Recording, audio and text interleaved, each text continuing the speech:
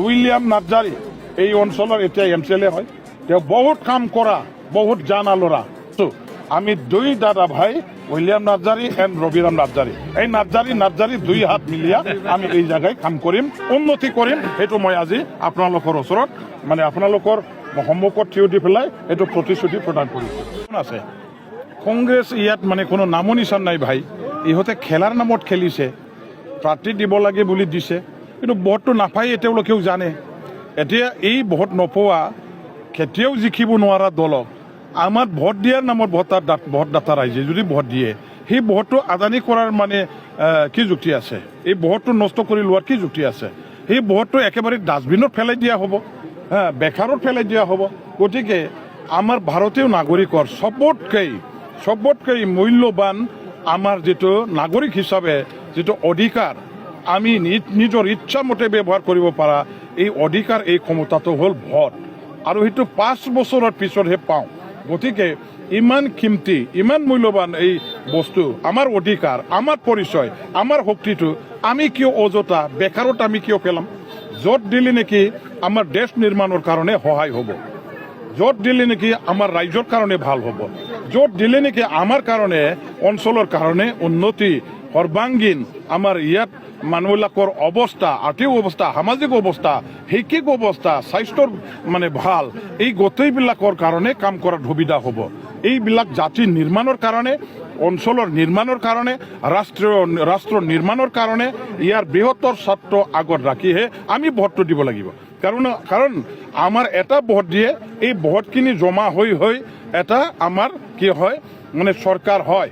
চৰকাৰ বনোৱাৰ আচল পদ্ধতিটো হ'ল ইলেকশ্যন, আৰু ইলেকশ্যনৰ দ্বাৰা দি চৰকাৰ যিহেতু গঠন কৰা হয়, আৰু সেই চৰকাৰৰ দ্বাৰা দি আমি ৰাষ্ট্ৰ নিৰ্মাণৰ কাৰণে কাম কৰা হয়, দেশৰ কাৰণে কাম কৰা হয়, মানৱ জাতিৰ কাৰণে কাম কৰা হয়, আমাৰ অঞ্চলৰ কাৰণে কাম কৰা হয়। গতিকে এই ভোটটো এনে ধেমালি নহয়, এইটো এনে হেলা পেচা কৰি পেলাই, গুৰুত্বহীন কৰি পেলাই এনে দিয়াৰ নামত দিয়া, সেইটো কেতিয়াও আমি এই ধৰণৰ ভাবি ল'ব নালাগে। যাৰ কাৰণে মই কৈছোঁ যে কংগ্ৰেছক ভোট দিয়া মানে নদীত পেলাই দিয়া এই ভোটটো, আৰু সেইটো কেতিয়াও আমাৰ ভোটাৰবিলাকে যাতে নকৰে, ইয়াৰ কাৰণে মই সাৱধানবাণী ৰাইজক শুনাই দিছোঁ, যাতে তেওঁলোকে পজিটিভ কামৰ কাৰণে, ভাল কামৰ কাৰণে নিজৰ ভোটটো সাব্যস্ত কৰে, নিজৰ ভোটটো যাতে দিয়ে।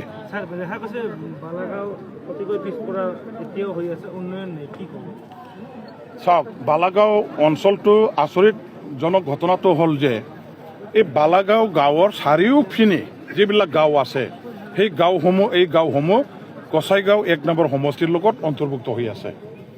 কিন্তু গোটেই ইমান বৰ মানে 5 কিলোমিটাৰ 6 কিলোমিটাৰ পাৰ হৈ আহি বালাগাঁৱৰ পূবফালে কমচে কম 8 কিলোমিটাৰ মান আছে, গেপ আছে। এই গেপ অঞ্চলটো গোসাইগাঁও সমষ্টিৰ লগত এইটো পাৰ কৰি পেলাই চিধাকৈ এতিয়া মাজৰ ছেটেলাইটৰ নিচিনা এটাহে গাঁও মাত্ৰ বালাগাঁও গাঁওটো দতমাৰ লগত সোমাই গ'ল।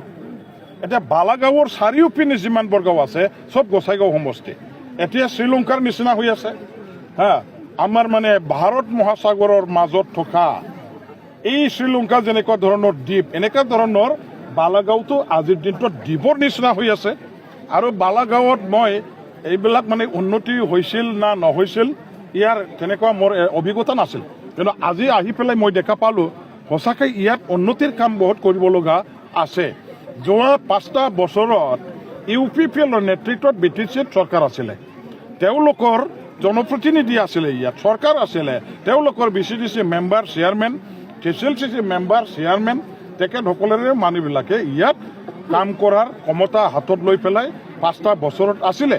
কিন্তু দেখা গ'ল যে এই যোৱা 5টা বছৰত বালাগাঁও গাঁৱলৈকে অহা যিবিলাক ৰাস্তা আছে, মই ক'ব বিচাৰোঁ 5টা পাথৰো ইয়াত পেলাই দিয়া হোৱা নাছিল, 5 ঠেলা ইয়াত বালিও পেলাই দিয়া হোৱা নাছিল। উন্নয়নৰ কাৰণে এই অঞ্চলটো তেখেতসকলে কেতিয়াও চিন্তা কৰা নাছিল, যাৰ কাৰণে এই বালাগাঁও অঞ্চল আজি উন্নয়নৰ পৰা বঞ্চিত হ'ব লগা হ'ল, পিছ পৰি থাকিব লগা হ'ল। একো ৰাস্তা ঘাট তেনেকুৱা দলং বান ভাল হোৱা নাই। ইয়াত এটা সমস্যা ডাঙৰ আছে, এই সমস্যা হ'ল আমাৰ খাথিৰাম বানৰ ওপৰতে বালাগাঁও গাঁৱৰ লগতে আশে পাশে যিবিলাক গাঁও আছে, এই গাঁওসমূহে নিৰ্ভৰ কৰে।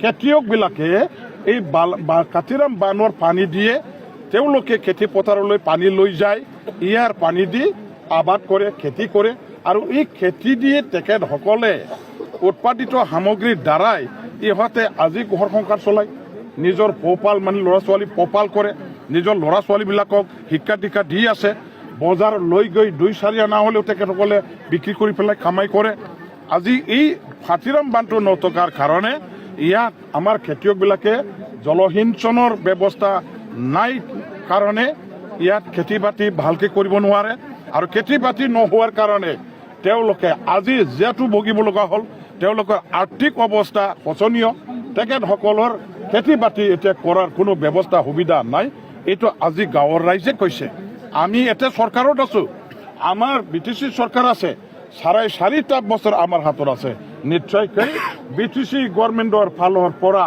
এই কাতিৰাম বান্ধটো নিৰ্মাণ কৰিবৰ কাৰণে আমি ইলেকশ্যনৰ পাছতে নিশ্চয় ব্যৱস্থা লোৱাৰ আমাৰ সুবিধা আছে ৰাইজে সেইটো ভালকৈ স্পষ্টকৈ বুজি পায় গতিকে এই ধৰণৰ বহুত সমস্যা আছে এইবিলাক সমস্যা আমি উইলিয়াম নাৰ্জাৰী এই অঞ্চলৰ এতিয়া MCLA হয় তেওঁ বহুত কাম কৰা বহুত জানা ল'ৰা বহুত অফিচিয়েল কাম কাজ জানা ল'ৰা আৰু ময়ো আছোঁ আমি 2 দাদা ভাই উইলিয়াম নাৰ্জাৰী এণ্ড ৰবিৰাম নাৰ্জাৰী এই নাৰ্জাৰী 2 হাত মিলিয়া আমি এই জায়গায় কাম কৰিম উন্নতি কৰিম সেইটো মই আজি আপোনালোকৰ ওচৰত মানে আপোনালোকৰ সন্মুখত থিয় দি পেলাই এইটো প্ৰতিশ্ৰুতি প্ৰদান কৰিছোঁ